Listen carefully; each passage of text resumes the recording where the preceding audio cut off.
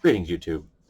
I don't know if you've ever been someone that has experienced a crime. I hope you never have, but you may have.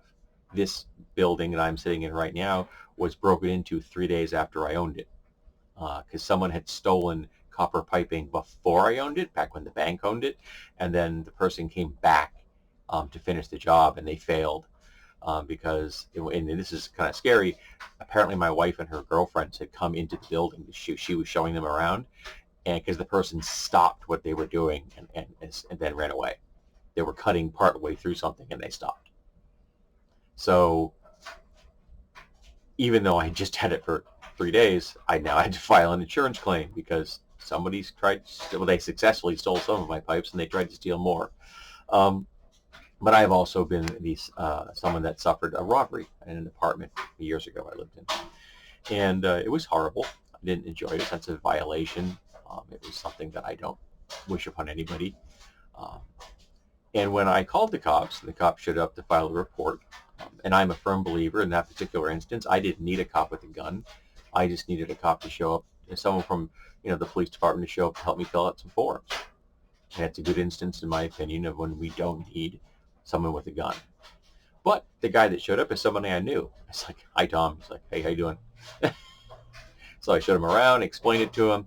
He gave me the police report. I filed an insurance claim. Life moves on. Unfortunately, I lost my great-grandfather's gold pocket watch. Never going to get that back. But when I did these things, both here and at my apartment, it was just reported as a crime. It was not an alleged crime. It was a crime. And in all instances, except for sexual assault, it's always just reported as a crime. But we know that the police will, when writing reports, will always refer to sexual assault as alleged, which is infuriating. But the entire system of law enforcement has been built by men, and it's a system designed for men.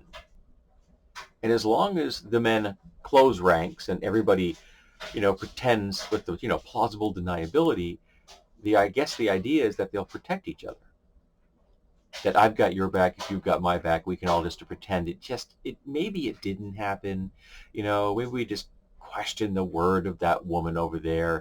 Maybe she's not a reliable, reporter or witness, yada, yada, yada. And it's just misogyny and rape culture and the patriarchy. And it's ugly from top to bottom. And that's bad enough. But then we have the situations where the media furthers that and makes it worse. Recently, Danny Masterson, a guy who I didn't even know who he was, I had to look him up, has been found guilty of 2 counts of rape, and he was charged with 3. But in the article I read, they kept referring to the alleged instances of rape. They aren't alleged. He's guilty. He's a felon. Okay, you can stop saying alleged. He did the thing. A jury found him guilty of the thing. Stop protecting him. Stop creating an air of plausible deniability around a rapist.